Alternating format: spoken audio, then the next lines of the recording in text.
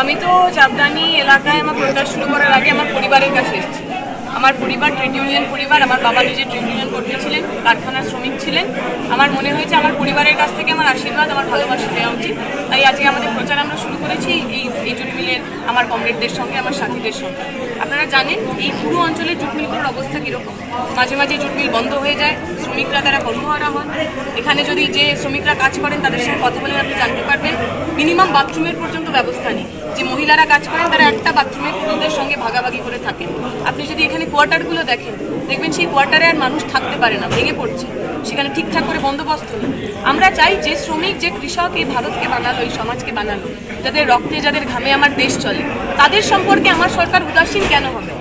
প্রত্যেকবার নির্বাচনের আগে তারা নানা ধরনের বাধা করেন, নানা ধরনের প্রমিস করেন, 1 কোটি চাকরি, 3 কোটি চাকরি, অমুক দেব তমুক দেব, অথচ নির্বাচন মিটে যাওয়ার পর তারা এই শ্রমিক মহল্লায় ফিরে পর্যন্ত তাকান না।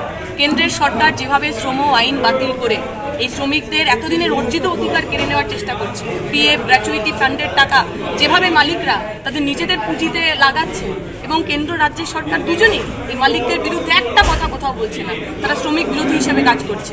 আমরা চাই শ্রমিক পরিবারের একজন মেয়ে হিসাবে আমার পরিবারের লোকের কথা, আমার পরিবারের যন্ত্রণার কথা, দুঃখের কথা পার্লামেন্টের মধ্যে নিয়ে যেতে। এখনো পর্যন্ত আমরা যা জানি এই সমস্ত আসন সমঝোতা কেন্দ্রীয় কমিটি, রাজ্য কমিটি তারা মিলে করছেন। আমরা আশা করব এই শ্রীরামপুরের বুকে বিজেপি তৃণমূলের মধ্যে ইউনাইটেড লড়াই হবে। আমরা এখনো আশা করি তৃণমূল বিজেপি দুজনেই, আমাদের ফার্স্ট সেকেন্ড প্রাইমারি সেকেন্ডারি এরকম কোনো ব্যাপার নেই। আমার মনে হয় তৃণমূল বিজেপি দুজনেই একই ধরনের পলিসি, একই ধরনের নীতি জনপ্রতিনিধিত্ব তারা করেন। তারা শ্রমিক বিরোধী, তারা ছাত্র বিরোধী, তারা গরিব বিরোধী। যদি সমঝোতায় আইএসএফ প্রার্থী উইথড্র না করে সেই ক্ষেত্রে আপনার লড়াইটা কি কঠিন হবে? আমরা পরিষ্কার বলছি এটা তৃণমূল বিজেপির বিরুদ্ধে লড়াই। তৃণমূল বিজেপি বিরোধী সমস্ত মানুষের কাছে আমাদের আবেদন থাকবে, একসাথে আসুন। সে যে কোনো রাজনৈতিক দলের হতে পারেন, তিনি কংগ্রেস হতে পারেন, আইএসএফ হতে পারেন। এই লড়াইয়ে কোথাও কোনো জায়গায় আমাদের আলাদা হওয়ার জায়গা নেই। আমাদের আহ্বান থাকবে সবার একসাথে লড়াই।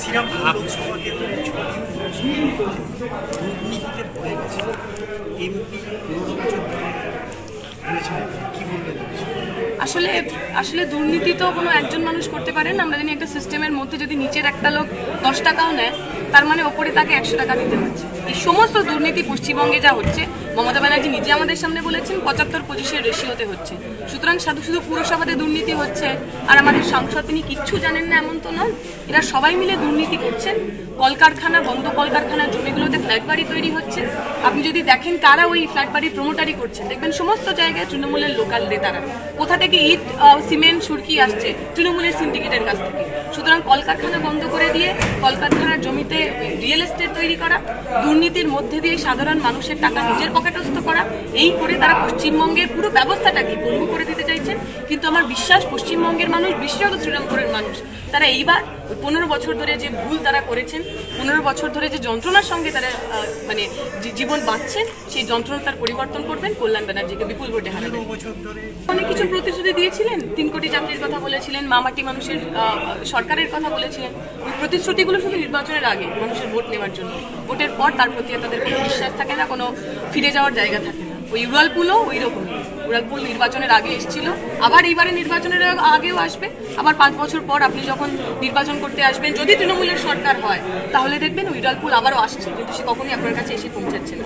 যদি আমাদের দেন, আমাদের মানুষ ভরসা করেন, আমাদের মানুষ সেই জায়গা দেন, কাজ করার জায়গা দেন, আমরা বলতে পারি যা যা আমরা বলবো, যা যা আমাদের ম্যানিফেস্টোতে বলা হবে, সেই সমস্ত কিছু আমরা 5 বছর মধ্যে করে দেবো।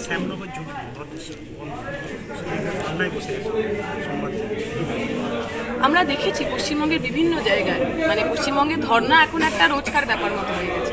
আমার প্রজন্মের ছেলেমেয়েরা চাকরি পাওয়ার জন্য ধর্না করছে, আমার শ্রমিক ভাইয়েরা তার কাজ ফিরে পাওয়ার জন্য ধর্না করছে। অথচ রাজ্যের মুখ্যমন্ত্রী, যিনি ধর্না অনশনের মধ্যে দিয়ে মুখ্যমন্ত্রী হলেন, তিনি একবারের জন্য আমাদের ব্যাপারে একটা কথা বলছেন না, প্রশংসা করছেন না।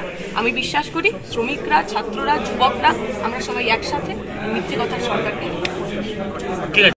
বাংলা, ত্রিপুরা, কেরালা সহ 36টি রাজ্যের মেহনতি মানুষের কথা তুলে ধরবো আমরাই। আমরা নিরপেক্ষ নই, মেহনতি মানুষের পক্ষে। উলগুলানের সাথে যুক্ত থাকুন, লড়াইয়ে থাকুন, লাইক করুন, সাবস্ক্রাইব করুন এবং বেল আইকনটি প্রেস করুন।